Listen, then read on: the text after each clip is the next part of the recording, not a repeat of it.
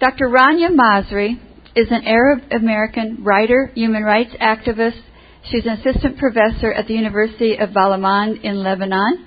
Her research and activism has centered on environmental justice, civil rights, anti-war Iraq, and anti-occupation Palestine, and anti-apartheid Israel. She is also told me that she is going to accept a position at the American University of Beirut when she returns to Lebanon in several weeks. Ms. Rania, happy to have you here. Thank you. It's good to be among friends and family. Though every time I come back to North Carolina, I wish I were talking about something else, like trees. You know, we say the word peace and we continue to say the word peace. And I have to say, for me as an Arab, for me as somebody who considers myself emotionally, politically, spiritually, ideologically Palestinian, the word peace has gotten to be quite offensive. Truly quite offensive. I'll say I don't want peace. I completely don't want peace, because peace is translated for my community as being we die silently. And we don't want to die silently. We actually have a very strange request. We want to live. And we want to live with full human rights. Full human rights. We do not want anyone to compromise on our human rights. And this sounds revolutionary. It sounds radical. And it shouldn't be.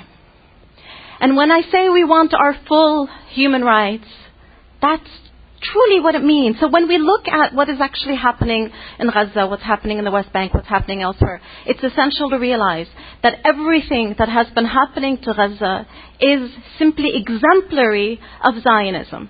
It is not an exception. It's not that what is happening against the Palestinians in Gaza has not happened in the West Bank, or has not happened in Jerusalem, or has not happened in Jaffa and Haifa and in Lid and other parts of our land. It is simply exemplary in Gaza. 80% of the Palestinians in Gaza are not from Gaza. That's why I reject referring to them as Gazans. They are Palestinians. 80% of them come from villages in 1948. They are refugees. When we look at what Zionism has been demanding of Palestinians in Gaza, very clear, and the cries for this over the past few years, and especially over the past few months, have reached historic levels in Israel. They're openly calling for ethnic cleansing, using that language of ethnic cleansing, openly calling for genocide. There was an article that was published twice in the Times of Israel entitled, "Genocide is Permissible." Now, for a community to openly be calling for such things means that it has gone beyond even the shame of justifying murder and truly an acceptance of justifying murder. And for them to do this means that they have truly embraced racism. We have become in their eyes exactly what Menachem Begin said that we were, which is cockroaches, monsters on two legs.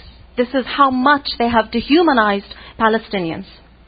And I also object to another narrative that is presented in the US media, which is this focus on the death of Palestinian children. And yes, our children have been killed. More than 430 of our children have been killed in the past 29 days. And it's true, children are innocent, but so are our women. And they focus on our women, and they separate our women from our men, and I refuse that separation of our women from our men, not just as a feminist, but also because it implies that killing our men is acceptable. And it's not acceptable. And then they present that 85% of the 1,900 Palestinians that have been killed thus far in Gaza are civilians. True. But that doesn't mean the remaining 15%, is my math correct? The remaining 15% is acceptable. Because the remaining 15%, and I have to say this openly and clearly, are the bravest, most courageous of our men. And I support them and I salute them. And their death is a murder. If we recognize that Palestinians require the full human rights that every other community demands, then we recognize that it is their right to defend themselves. Not only to defend themselves against Israeli bombs and F-16s and missiles from land, air and sea.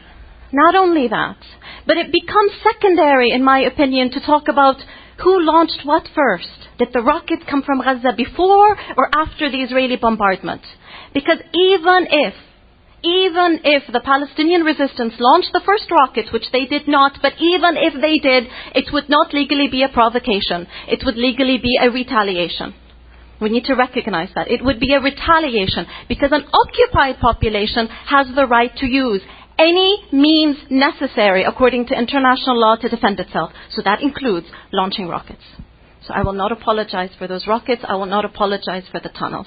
I stand here and I say, I am proud of our men that have fought, just like I am proud of our men in Lebanon that fought and beat the Israeli military in 2006. That is the context that I'm presenting this in.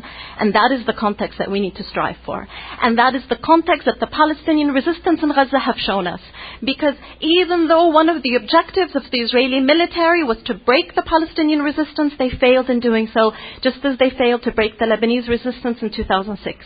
They have excelled in doing what they know how to do since 1948. They know how to kill, they know how to destroy, but they have failed in breaking the spirit of the Palestinians. They have failed in doing that. And I say that not out of ideology and spirituality and rhetoric. I say that because when you look at the demand that has come out of Palestinians in Gaza, it has not been a white flag. It has not been, please stop killing us. It has been a ceasefire only with the ending of the siege. They did not say stop the bombs. They said treat us with dignity and end the siege. Because the only difference between the siege and the bomb is the rate and intensity of the murder. All of us who were active in the 90s against the sanctions on Iraq recognize that the sanctions on Iraq killed more children than the American bombs on Iraq. They killed 5,000 children every month, and we oppose that. It is with that same vehemence that we need to oppose the siege on Gaza.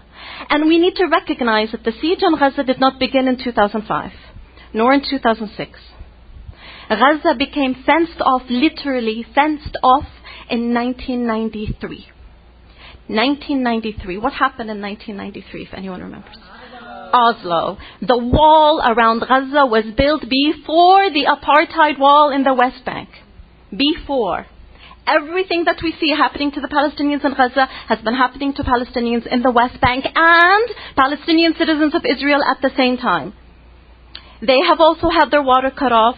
They have also had their electricity cut off. They have also been denied freedom of movement. They have also been denied civil rights. They have also had institutionalized racism imposed against them, dehumanization, and calls from the Israeli public for a transfer of Palestinian citizens of Israel. Same language, same dehumanization. The hate that the Israelis have spewed against the Palestinians in Gaza, they have used the same language against Palestinian citizens in Israel and against the Palestinians in the West Bank. And I say the Israelis, and I'm not generalizing.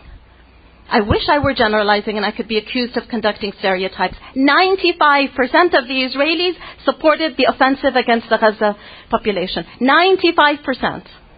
When we speak of a peace movement in Israel, I have to say, where is it? It's so small. It's the equivalent of the leftist socialist movement in the United States. I say this as a leftist socialist in the United States. We have to recognize also that we don't have a so-called truce right now. We have a 72-hour ceasefire. And what is being demanded of Hamas by, and I'm very ashamed to say, not just the Israeli government, but by the Egyptian government, by the Saudi government, by the Emirati government. We have traitors in the Arab world. Supported by the US government and unfortunately supported by Mahmoud Abbas, who for God's sakes we should stop calling the president because his term expired years ago. Okay. All of these individuals are calling for the disarming of Hamas as a condition to lifting the siege. And Netanyahu has gone forward so far as to say he will only let in building material if Hamas disarms. So if the Palestinian resistance denies their own right for defense and protection, then they will get some material to allow them to rebuild their homes, schools, hospitals, and infrastructure. This is not a condition. This is actually a violation of the Geneva Convention. So it brings us to a critical question. What are we going to do about it? And how are we going to do what needs to be done? And I think what's critical here is for us to know what it is that we're demanding and then know how to get there.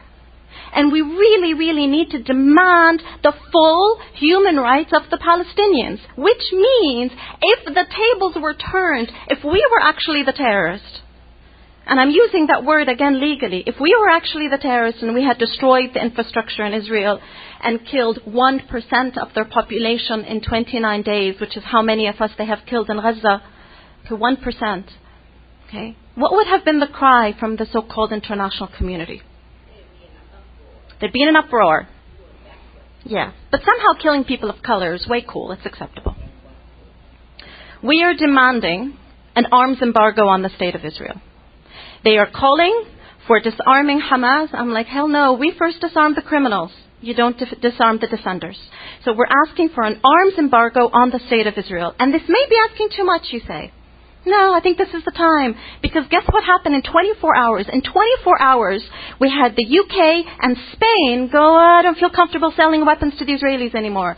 Spain has now looked upon all the weapons transfers to Israel. Now, Spain gives less than 1% to the Israeli military, but nevertheless, it's a very important political position.